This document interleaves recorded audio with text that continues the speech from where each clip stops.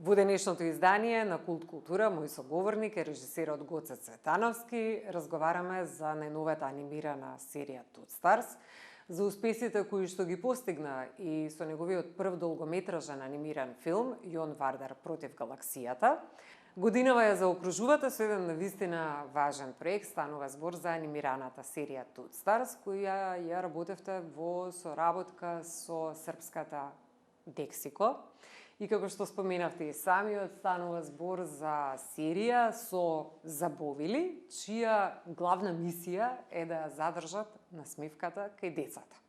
Од каде потекна идејата, имајќи предвид дека дел од овие приказни се присутни многу повеќе во Западна Европа.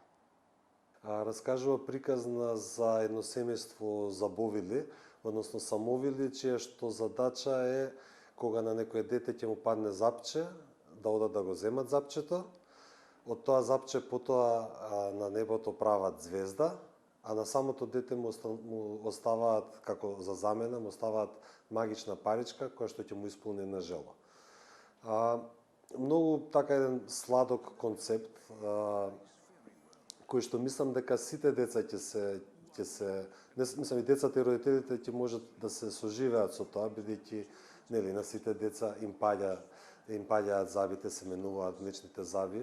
Некои тоа го доживуваат травматично, некои пак тоа го кажуваат како пример дека ете веќе се возрасни, што можеше да се забележи и на самата проекција. Зборувам за првата проекција на анимираната серија, кога тие се надпреваруваа меѓу себе да кажат на кого колку запчиња му паднале до тогаш. Да, сакаме да направиме од овој момент кој што е многу важен и нели магичен момент од детството, да направиме децата да не се плашат, туку едноставно со гордост да кажат: на мене ми падна запче, па пораснав, сега сум посилен, поголем, така. Значи едноставно да немаат страф од таа промена физичка, туку да доживеат како нешто што ги носи напред и кое што е убаво за нив.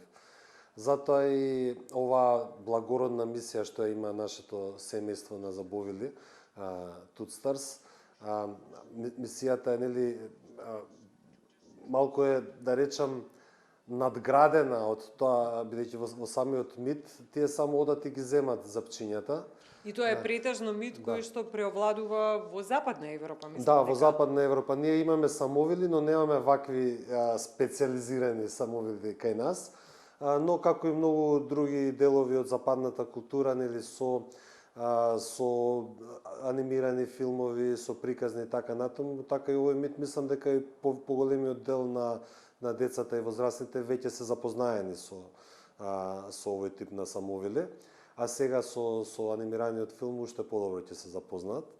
И кога станува збор за македонскиот тим, кој се е вклучен во создавањето на Тутстарс?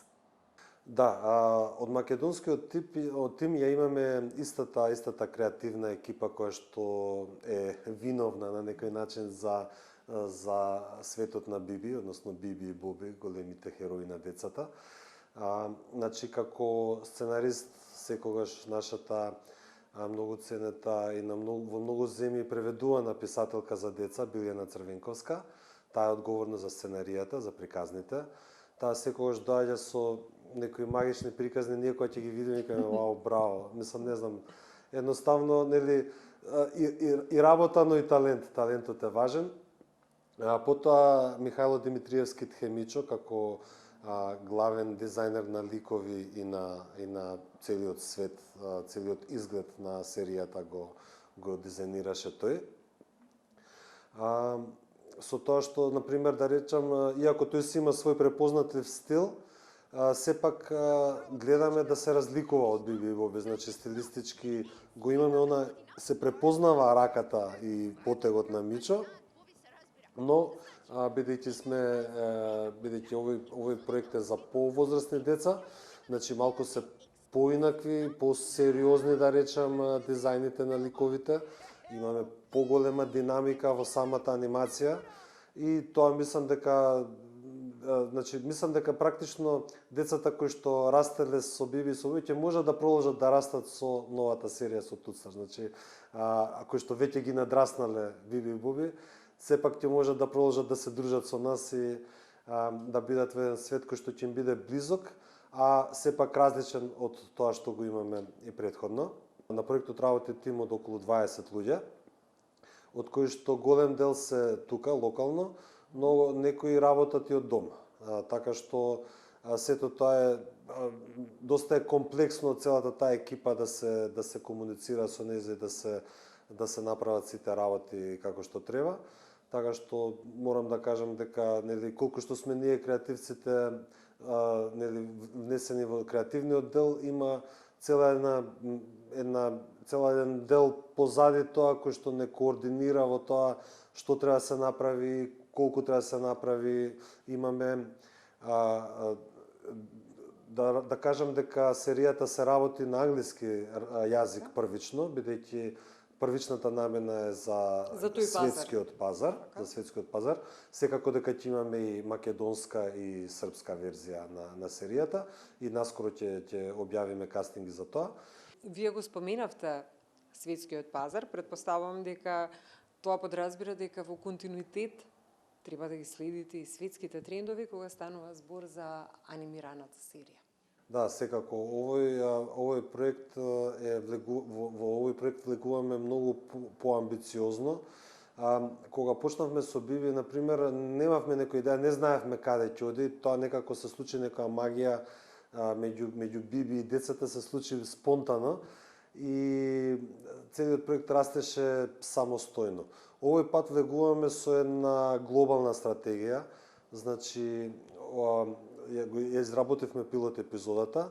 Сега ќе почнеме таа пилот епизода да ја промовираме на различни фестивали и филмски и анимацијски пазари, односно маркети за филм.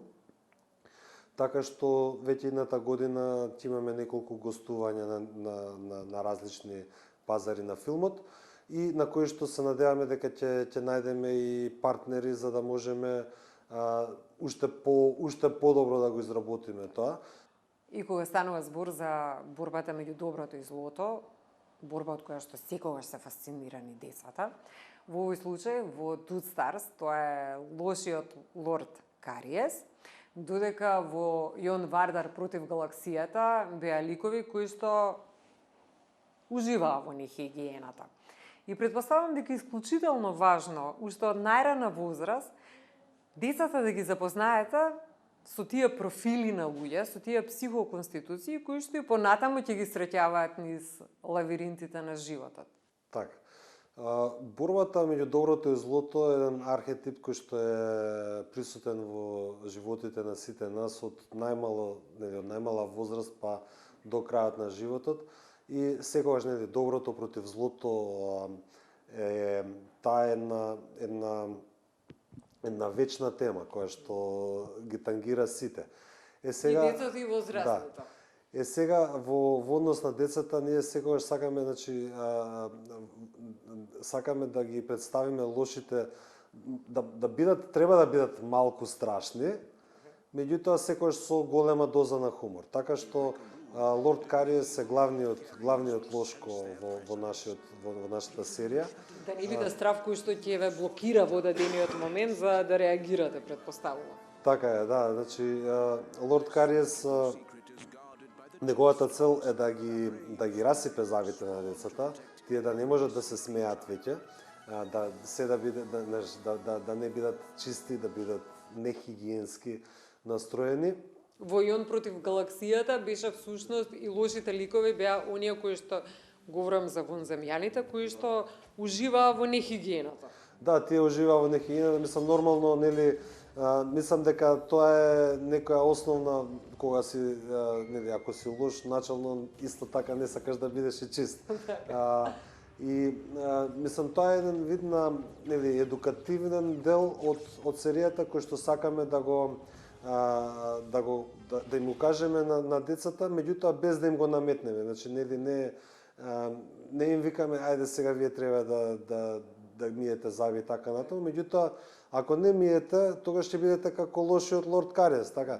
И кој сака да биде како лошиот, сите сакаат да бидат со добрите, сите сакаат да бидат херои. Така што мислам дека таа мисија на комуницирање на позитивни вредности на децата е многу важна и секогаш ни е во прв план, а во однос на нарацијата треба да биде многу суптилно, значи да речам на некој начин како пропаганда, но во овој случај не се работи за нешто ние што сакаме да наметне нешто што е лошо, токму напротив, значи наметнуваме вредности на хигиена, на што пазење на понатаму може да здравјето. биде и ментална хигиена што би требало да ја практикуваат во животот. Да, така што мислам ние секогаш тука работиме со детски психолози кои што ни помагаат во начинот како тоа се представи, да биде забавно, а да не биде нели наметливо и така натаму. Мислам дека тоа што главното нешто што е за децата за да бидат нели заинтересирани е значи визуелно да биде интересно, да биде тоа подкрепено со значи меѓу драмата и комедијата да има еден добар баланс, кој што мислам дека многу успешно го работиме во оваа епизода, бидејќи целото тоа искуство што го направивме до сега со Биби и Боби, сега го вложуваме и го надградуваме во овој нов проект. Вие споминавте дека и вие се забавувате додека ги креирате овие серии, претпоставам дека како за децата. Овој тип на проекти се подеднакво важни и за родителите. И како што забележа Оскар Вајлд, дека еден ден ќе бидете доволно возрастни за повторно да ги читате бајките. Така е, јас верувам во тоа дека треба секогаш да останеме во контакт со детето во нас, никогаш да не го заборавиме, бидејќи многу често во светот и во секојдневниот живот возрастните и кон децата се однесуваат како децата да не разбираат или помалку да разбираат или не знам, јас мислам дека треба да ги третираме децата не само како еднакви со нас, туку како и попаметни, децата се искрени. Во одредени околности, да. Децата се секогаш искрени пред се, значи со дете секогаш комуникацијата, дете нема да, ако нешто не му се допаѓа ќе си каже, ако нешто му е забавно ќе се насмее. Тоа понекогаш можеби знае да биде и сурово, бидејќи уште ја немаат изградено емпатијата во зависност од возраста, но на пример тоа е еден исто аспект во оваа серија кој што го градиме, тоа е емпатијата. И кога споменавте емпатија, морам да кажам дека во пресрет на новогодишните, на божиќните празници, секогаш се сеќавам на сказната на Ханс Кристијан Андерсен, Девојчето со кибричиња. И можеби кога сме деца, ги учиме најважните работи да сочувствуваме со другите луѓе. Да бидеме свесни дека не секое дете ја има можноста да ужива во таа топла новогодишна атмосфера. И кога сме возрастни, кога минуваме покрај истите тие луѓе, да не го вртиме погледот од нив. Да, мислам дека е многу важно не само за децата и за возрастните да се негува таа, нели, мислам, сочувство, пријателство, една отвореност, искреност, значи, нели, подај рака, биди скромен, нели, тие сите работи кои што не учеле нашите баби и дедовци малку се губат во денешното брзо општество и многу често сме во последно време сведоци со социјалните мрежи на тој вид на еден притисок кој што го имаат сите од социјалните мрежи. Порано беше со соседите да не видат, да не речат нешто лошо.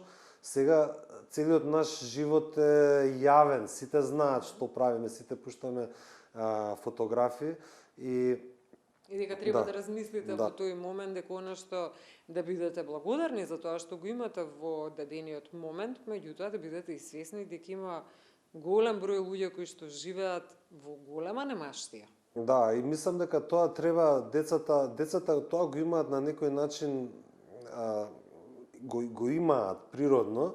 Значи дете кога ќе види некој му е жал така или кога ќе види не знам куче сака да го погали, се зависи. Така што Но Да, возрастните се секој. тие кои што се урнекот за како ќе реагираат во дадената ситуација. Да, Дали сега ќе имаат емпатија или не?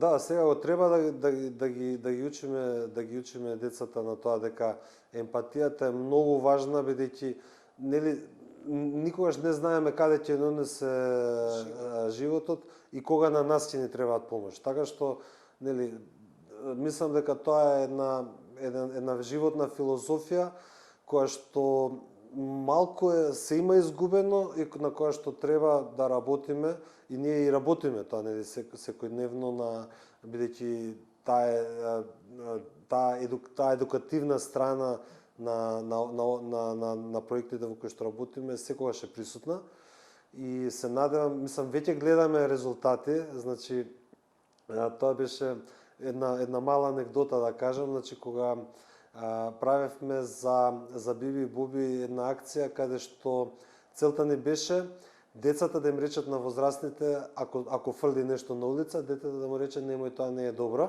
И успеавме, значи имавме ситуации каде што родители ни кажа направив така и детето ми рече, значи вика ми падна срам, значи ако возрастен ти каже немој, кој си ти мене да ми кажеш, меѓутоа кога твоето сопствено дете ќе ти каже тато или мамо, не е тоа добро, зошто така, не учеа дека, не знам, Биби не учеше дека не треба така. И мислам дека дури и возрастните може да се пренаучат, односно повторно да се научат за некои работи.